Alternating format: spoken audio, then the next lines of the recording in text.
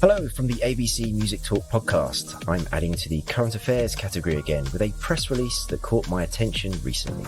The headline read, FUGA partners with Verifi Media on blockchain metadata service.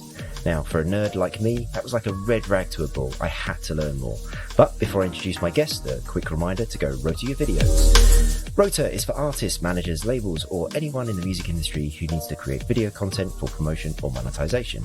Rotor makes it fast, easy, and inexpensive to do all of that in one place. Head to www.abcmusic.co and click the Rotor logo on the homepage to access a 10% off discount for the service.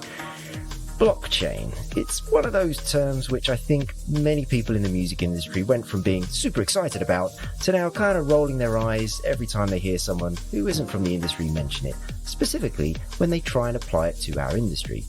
Presumably, this is why people, like my guest, are brought in to make them look not only legit, but most importantly, make sure it has the right market fit.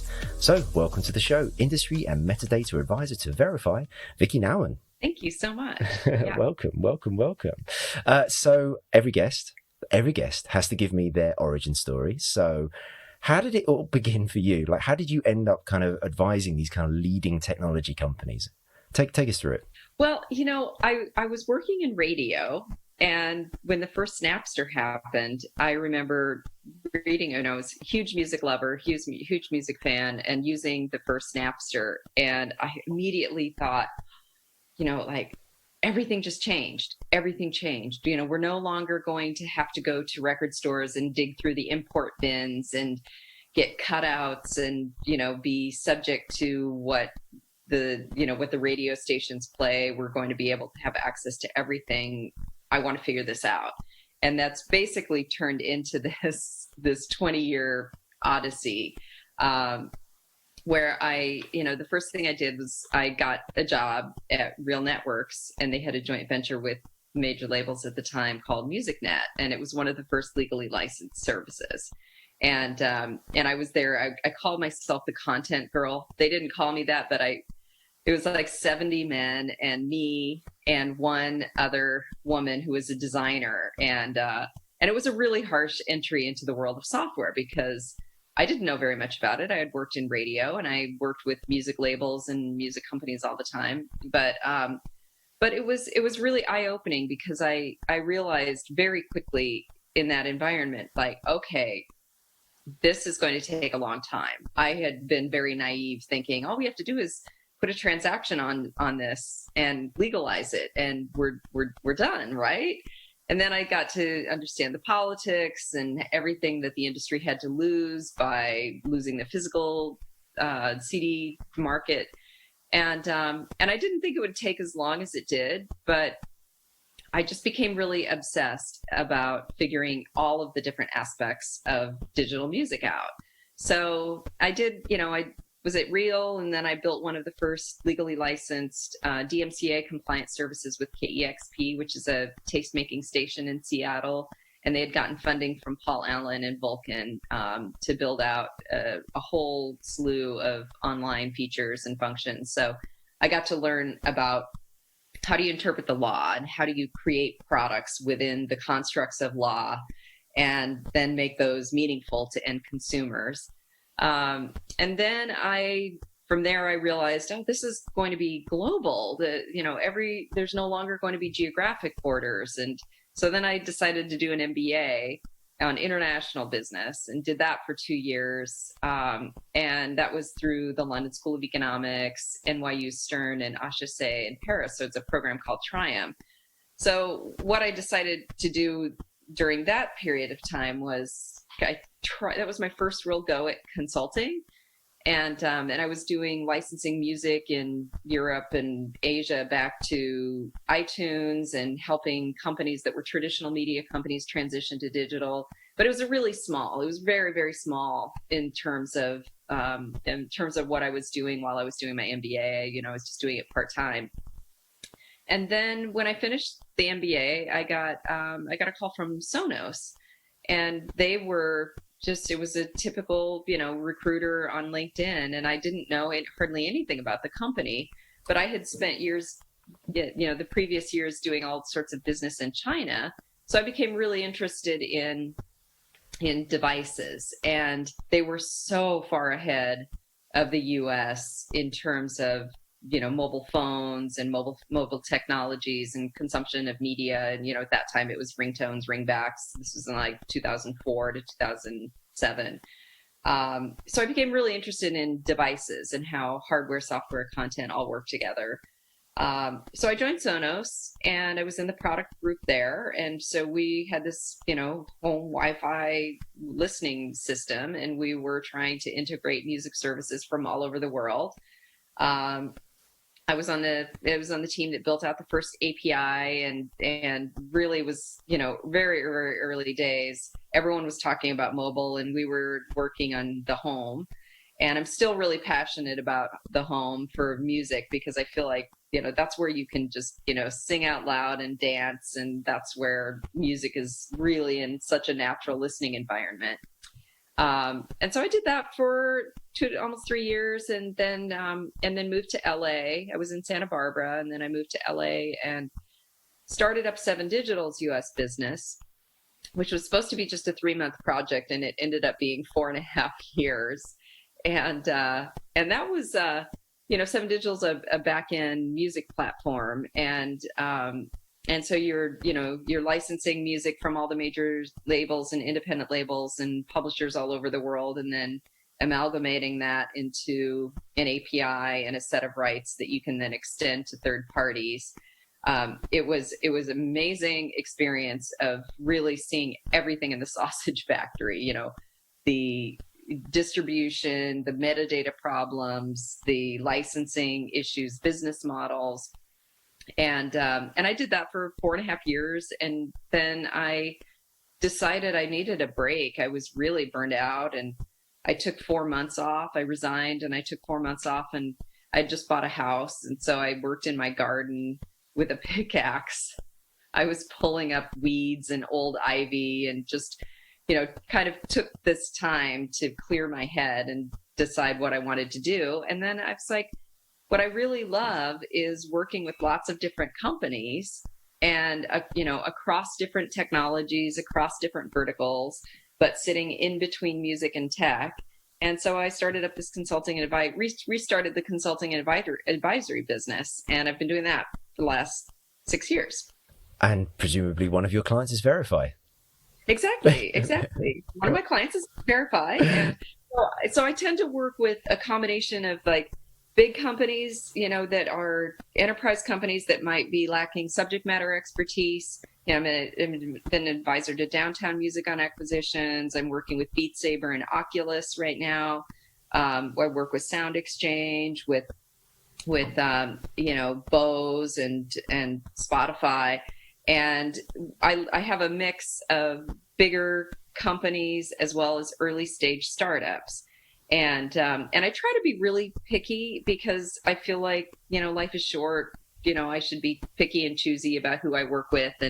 And so with the Verifi team, they're a really interesting mix of people that are very passionate about blockchain, but they're also taking a really pragmatic approach to the music industry, which I feel is absolutely necessary. Yeah, wonderful. Thank you so much for that. It was really interesting to hear how you sort of went back into education to kind of realize that you needed to kind of understand a bit more to be able to come back into the industry and make a difference, which you definitely have done.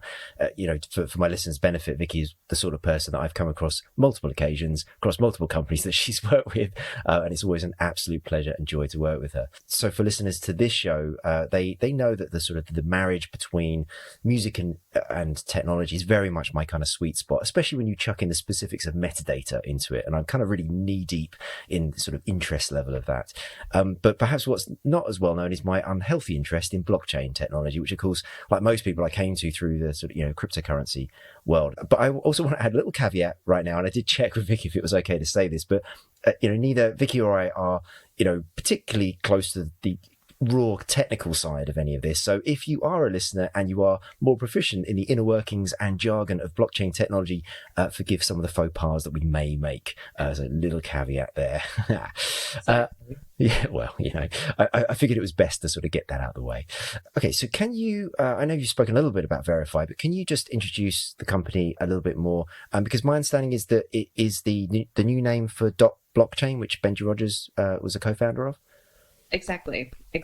And I think that, I had helped them in the really, really early days of when, right around the time that blockchain was being formed, and I kind of helped shine a light on some of these problems in metadata, because I think it's really important, is the core understanding of this company is that, if you think about metadata for both master and publishing, we are in a machine readable world. We are no longer in the world where we keep information in, on index cards in a shoebox. We're now having terabytes of transactions every month, and everything is being done by machine to match up sound recordings to publishing, to make sure that we are identifying the right songs and the right owners, and that the money and the data is going to the right places. And in the industry, the backdrop behind all these problems with metadata is just simply, when the industry was disrupted in 2000, all sorts of business models happened, and there were lack of standards. We had lack of consistent business models. We had all sorts of messiness that started to get pushed out via master recordings into the ecosystem. So we would have things in those earlier days of digital that were like Jay-Z would be JAY-Z, JAYZ, JAY space Z, JAYZEE. These are all different naming conventions that came out with Jay-Z's music and every other artist imaginable. And sometimes, they come from different distributors, different labels. They're just mistakes in data entry, and all of these problems make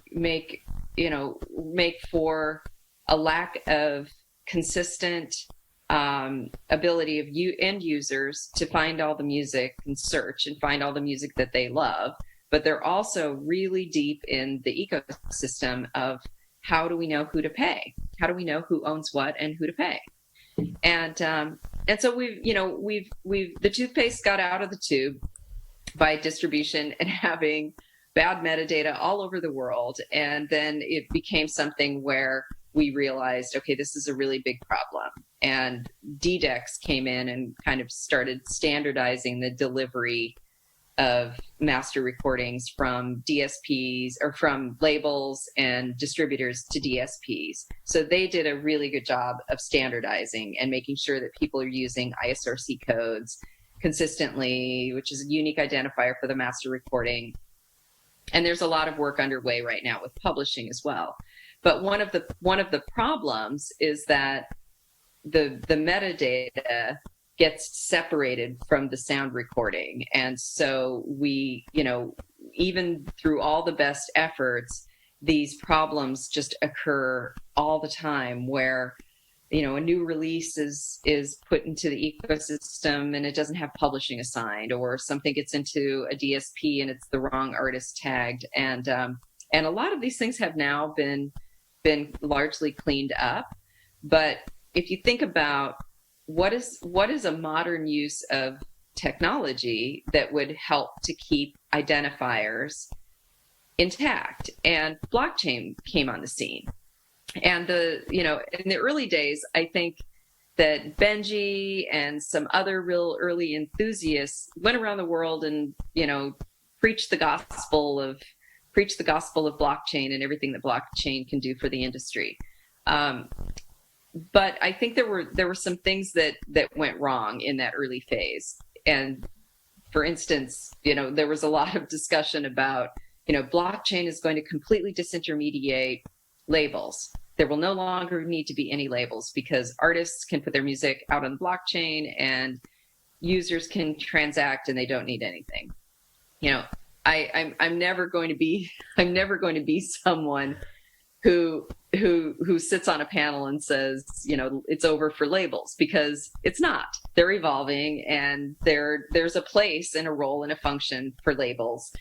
And that's not, you know, while yes, blockchain could completely decentralize everything and not require anyone but except the artist and the fan, that's theoretical. You don't really need blockchain to do that. You can do that in, you know, Bandcamp or, you know, any other ways of putting your music out on the internet.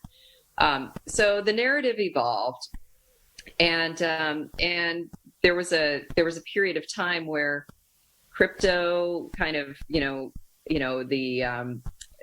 ICOs, you know, the initial crypto offerings, you know, these kinds of things happened, and there were all sorts of activities around blockchain fraud and, you know, hacking and everything that I think exhausted people about the technology.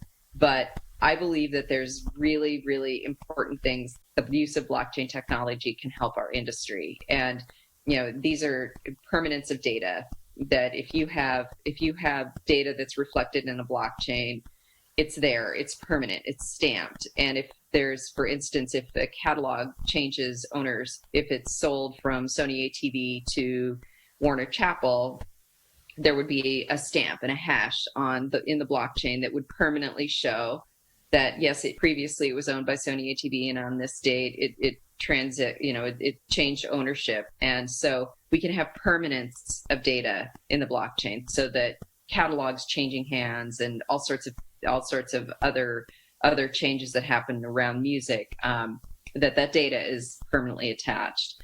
And it's also decentralized and this is a really fragmented industry where we have, thousands, with like 120,000 publishers in the US, probably millions of artists and, many, many labels. The decentralization is good because it also allows everybody to kind of keep track of their own data. And it's transparent, and there's two sides to that. The transparency issue is not necessarily something that everyone in the industry embraces. We have an industry that's got, a daisy chain of private, highly confidential agreements that are, not, most of the labels are not going to be interested in having full transparency around artist deals for sure. And so there's, I think that there's completely open blockchains, and then there's permissioned blockchains. And I think things that are permissioned are probably more appropriate for the music industry. And what we've seen with Verifi is a startup that had some original ideas about keeping metadata intact and associated with sound recording, that has morphed and has matured in its understanding of the market and understanding of the problems in the landscape, to now being really a set of systems and tools that they're not necessarily blockchain first. It's not screaming blockchain, but it is the underlying technology is being utilized to be able to have a parallel distribution with FUGA as one of its main partners, and seeing music go from labels into DSPs and then back out, that has all of this information that's still intact, and it's a parallel system, and it's a real world example where it's not necessarily about disrupting anything in the value chain, but it's about enhancing a very complex ecosystem with some modern technology. That's brilliant. Yes, and you mentioned the issues around data entry, and of course FUGA is one of those companies that personally is a favorite of mine. I've always liked how FUGA conduct themselves in the industry. particularly like their hybrid model that allowed for greater flexibility for copyright owners to interact with the DSPs, i.e. you could have your own deals with Apple or Spotify, but you could also then use them for more sort of aggregation type services. So it's no great surprise to me that they are committing, if you like, R&D resources to these new technologies. So from the point of view of the, the press release itself, can you just give a sort of like fairly high level description of what the deal entails? Yeah. So the way that is going to work is FUGA already has systems and very sophisticated systems in place that work with independent labels all over the world, really flexible in the kinds of models that whether they opt into FUGA's deals or have their own direct deals. They already have a system where music is flowing from independent labels into FUGA and then out to many DSPs around the world. FUGA takes all of the reporting back in from all those DSPs, amalgamates it, puts it in a dashboard, and then reports back and pays out to the labels. They've got this full, very sophisticated full cycle. And what this is basically it's almost like a secondary version of that platform where it's a registry. It's taking a lot of that data for very specific rights holders within the FUGA environment and mirroring what is in the traditional system.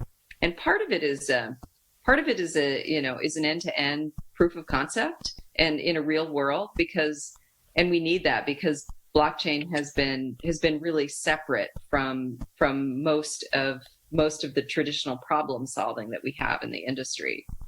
But what this is really designed to do is to match works and recording data and to cleanse the metadata and make sure that it's correct and that we've got some permanence of any corrections that are made and modifications of it, and it's an integration that will really provide this more dynamic metadata management solution via the blockchain.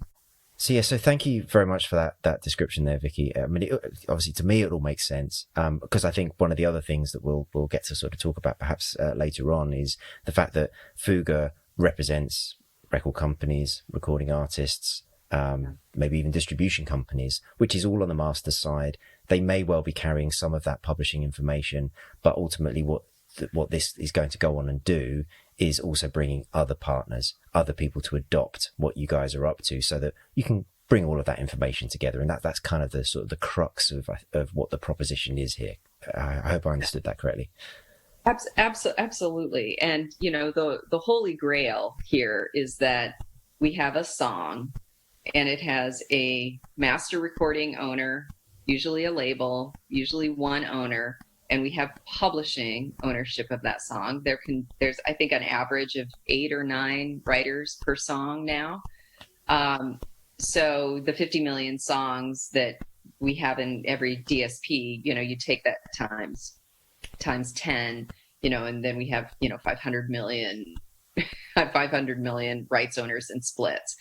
And right now, in the supply chain that FUGA has and other distributors, the metadata that's associated with the master recording stays pretty intact with the actual delivery of the sound recording into the DSP world. But then publishing is added later. It's matched at collectives, it's matched at third-party rights administration services. But if you think about a world in which the publishing was included and was appended to the original distribution of the sound recording and never got separated from it, that's so much cleaner. It's so much less messy. And that's kind of the holy grail. And DDEX is trying to do this where they've got a field in the DDEX delivery protocol of composer and publisher. And so labels can populate these fields, but they're not necessarily accurate and they're not consistent in how they do it.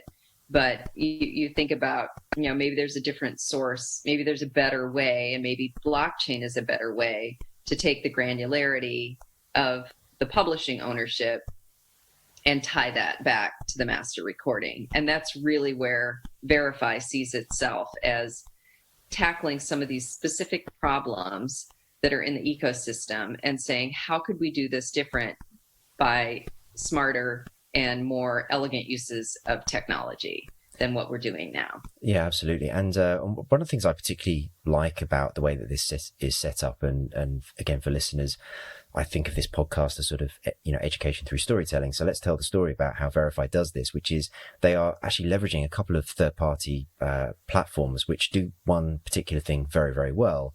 So can we just talk really briefly, because I think it's relevant to what you just said there, the Exactuals company, which are essentially a metadata cleansing firm. Can you just introduce those guys real quick? Oh yeah, Exactuals is great. They're now owned by City National, but they started out really looking at trying to become a source of truth around metadata and ownership, for the purposes of being able to pay out everyone. So they're one of a handful of companies that has a database that people can ping and can say, look up and say, this is what we believe the owner, these are who we believe the owners of this song are, and they can ping and find out yes or no, and what is the difference. And so then there's a process of comparing and making sure that you've got all of the right metadata and core descriptors, as well as unique identifiers. Yeah. So in addition to all of the the companies like FUGA that will be feeding into this, you've also kind of got this other sanity check going on as a sort of third party, which is great. It's a really, really good use of their technology. And then the other key one, I don't know all of your partners, but CardStack. So CardStack have created an application framework the season developed for different industries, and they created cardboard for the music industry. So can we now, I know you've touched on this already, so forgive me for asking you to repeat yourself a little bit, but can we just revisit how the data moves through the different layers? People talk about layer 2 technology and all that kind of stuff. Can you start to demystify a little bit of that? Because my understanding is that the blockchain that you're using to make the registrations is the Ethereum network, which some of my listeners may be familiar with already. This is probably where we're getting into the non-technologist Sure.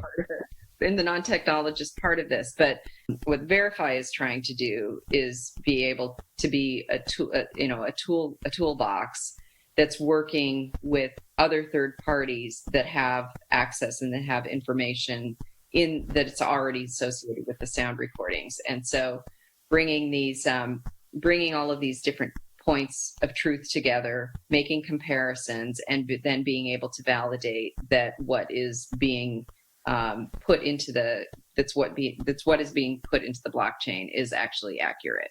So what I'll do though is I'll put a link to the Verifi website, because it has some really useful diagrams and videos explaining kind of how everything kind of moves through. Actually, in my research for this, I did go away and have a look at what CardStack were up to, because of course, as I mentioned earlier, they're working across lots of different industries. But in essence, your company is sitting at a sort of a top layer, managing very detailed metadata, which is then getting distilled down into essentially just what's called a hash, a number that is then actually registered on the blockchain, and it's that hash that is used to tie everything back together. That's more or less it in a nutshell, right?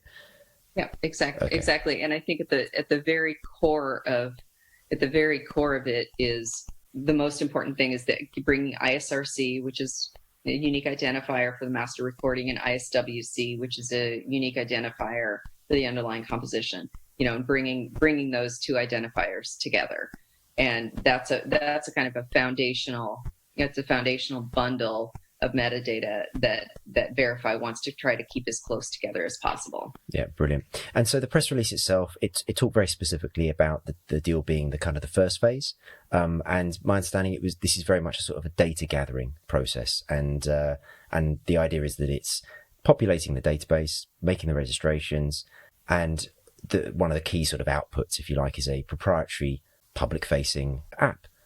But that app itself will at least demonstrate kind of proof of concept that you can pull in all this kind of disparate data sets and tie them all together and keep track of them, right? Is that correct understanding?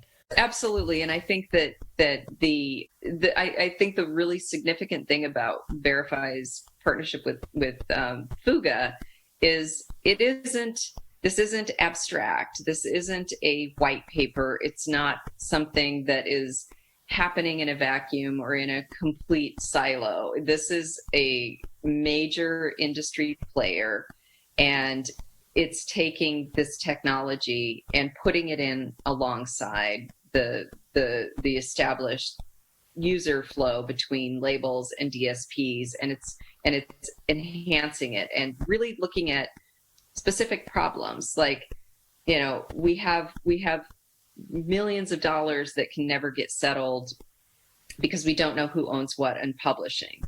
And so you think about, okay, well, why don't we address that publishing information and try to keep that closer to the master recording, because the master recording is always what is being monetized and used in DSPs.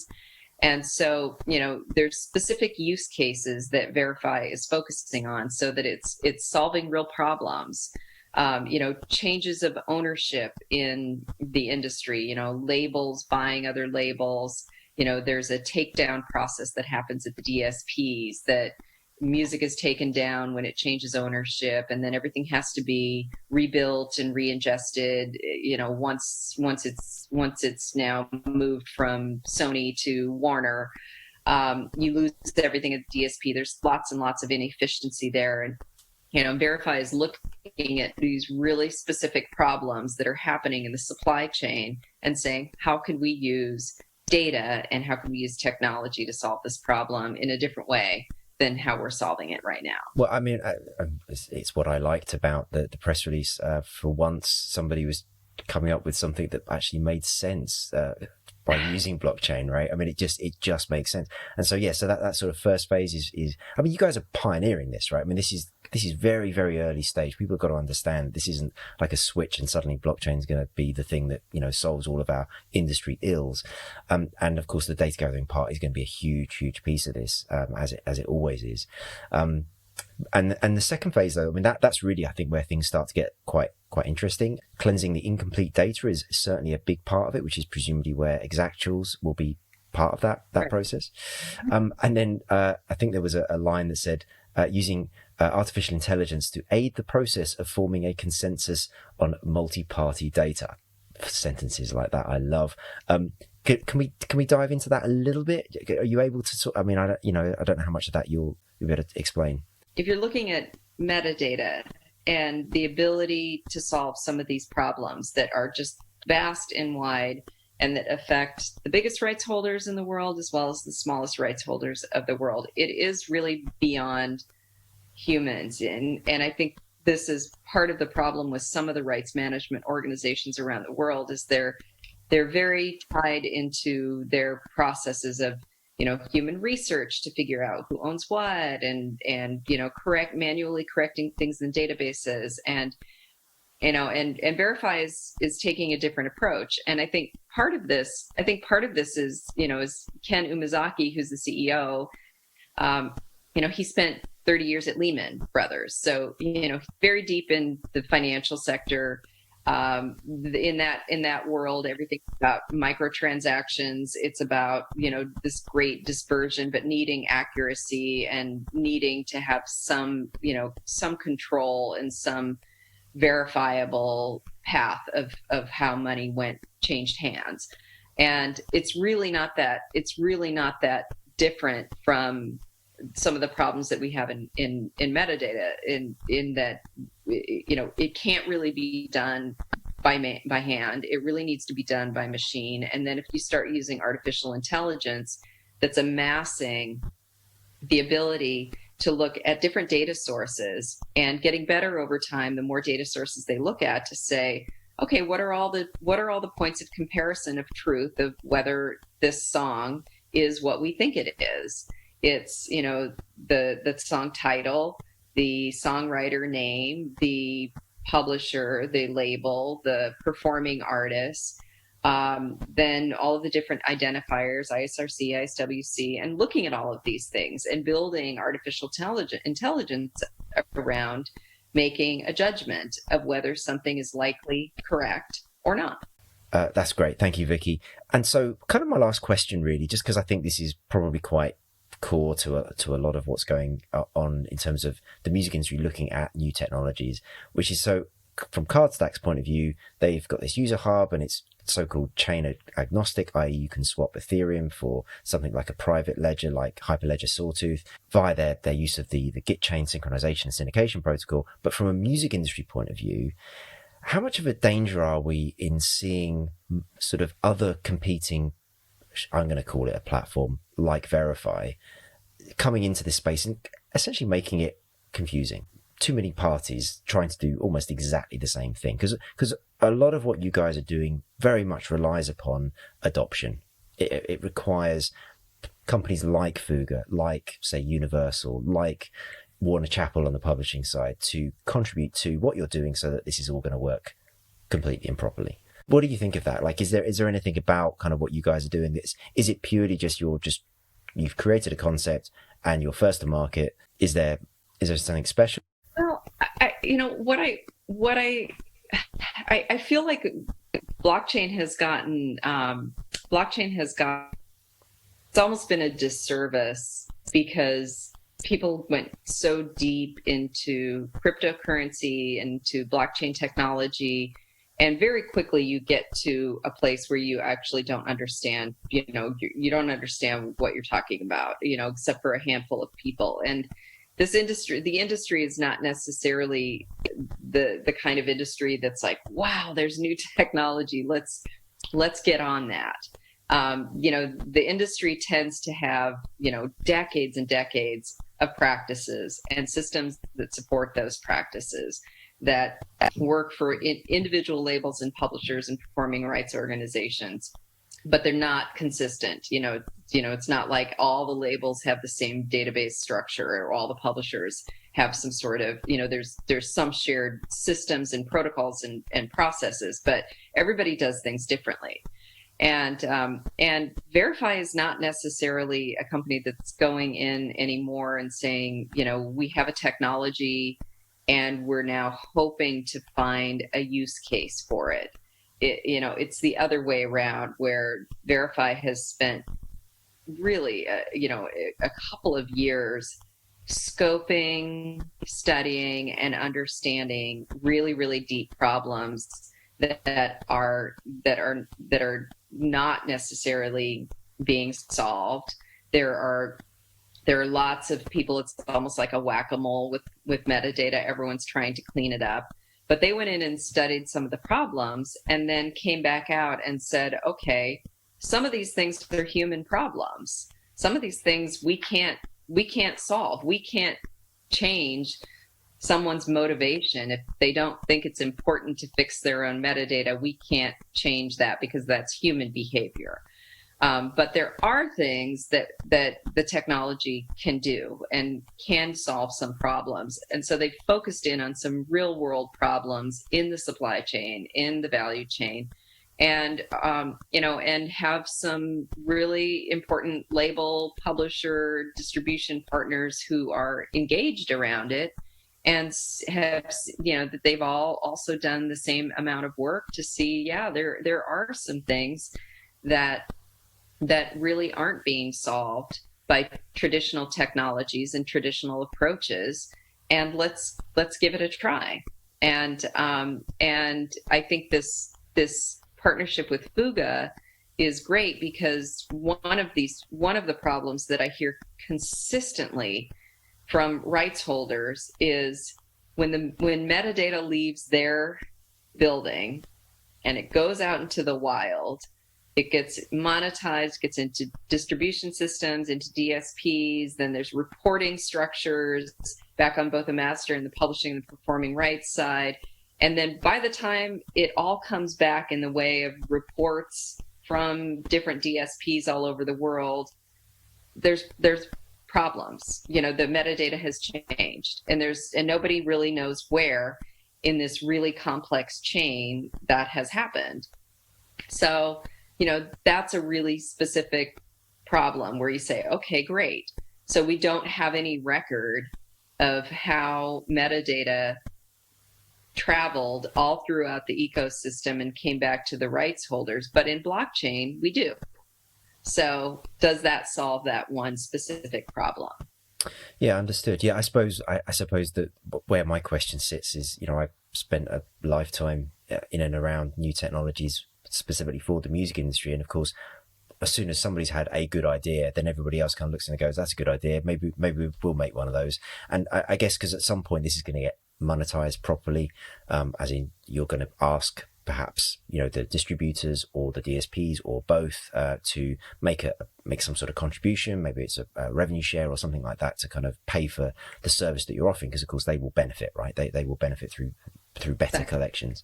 And of course, once money gets involved in it like that, then other companies will go, well, why are they taking some? Why can't we take some? I mean, it's the same sort of problems that we've got with the sort of, the PROs, and how that's now sort of not country specific. It's now you can just go off and be competing with anyone, right? I guess I wondered whether, at sort of worst case scenario, we end up in a similar situation that we've got with the music recognition technology companies, whereby certainly, like as a distribution company, we now supply, a company that I represent supplies a lot of them, and a lot of the time that's the same information coming back and going to the CMOs or whatever it is. And it kind of doesn't matter at that point. It doesn't matter that there are all these kind of other sort of commercial entities essentially doing relatively the same thing, probably collecting the same information from the same broadcasters and providing similar platforms. It kind of doesn't really matter as long as it's making everything better. I mean, is that kind of how you might see it with this? I mean, because ultimately we could end up with multiple registrations on different blockchains, all carrying the same sort of information, all being updated together. But again, does it matter as long as people are kind of okay with this all happening and everything just working better? I mean, it's kind of worst case scenario as far as I can tell. Yeah, no, I know exactly what you're saying, and how we will have one fingerprinting company that raises a big round or gets a big deal, and then there will be 10 more that pop up and that are then trying to replicate and take business away from the original. I mean, I have a very specific view on all of these things with rights management and the fixing problems like metadata problems and rights management problems. In that, I don't believe that there is going to be one company that solves all of it.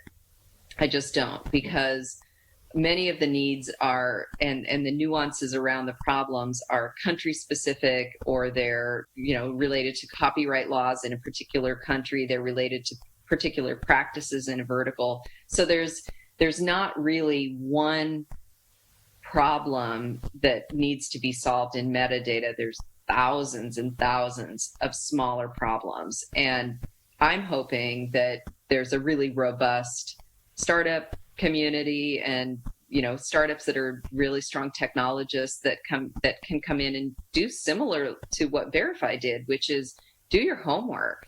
Do your homework and understand why these problems exist, and understand what you can solve with technology and what you cannot solve with technology, and understand what it takes to get adoption in this industry, because it's also this is a difficult industry to get adoption. Everything is tethered together. You have labels and publishers and performing rights, and it's different all over the world, but they're all really connected, but they're dispersed. And that is hard, to get all these different cats herded around your product. So if you have technology that solves one particular problem, do that really, really well, and then go on to the next problem that's adjacent to it. And you will almost always find, if you solve one problem with really great partners, they will identify other problems that could probably also fit into this. And I think there's a ton of room for all sorts of companies to do this all over the world. I certainly, I'm an advocate for Verifi. And so I feel like they've really tackled the supply chain with FUGA and some of these deep problems. Well, there's plenty of other problems that need to be addressed. So other blockchain companies, great, look at the performing rights space. look at mechanical rights. There's no shortage of problems that need to be solved. I really like the answer. Thank you so much for that. And actually, in many respects, we've already talked about the fact that you guys already work with other companies that do one specific thing very well, and that's useful to you to solve the problem that you're solving. So I think the answer was almost already there. So brilliant. Well, that was all I had, Vickie. Thank you so much. I really appreciate you coming on and doing all of that. Yeah, this is great, Alex. Thank you so much for inviting me. Of course. And it's good to see you. And I'm excited. I feel like, with Verifi, it's kind of this little company that could, and I'm glad you saw it as well. Yeah, definitely. To my listeners, thank you for listening. I welcome all feedback, comments, and suggestions for future shows. My Twitter and Instagram is @AlexBranson, or you can head to the website, which is www.abcmusic.co, where you'll find a contacts page and an email address. And the music branding for this show comes courtesy of the Audio Assassins. There is a link in the show notes to them. Thank you very much.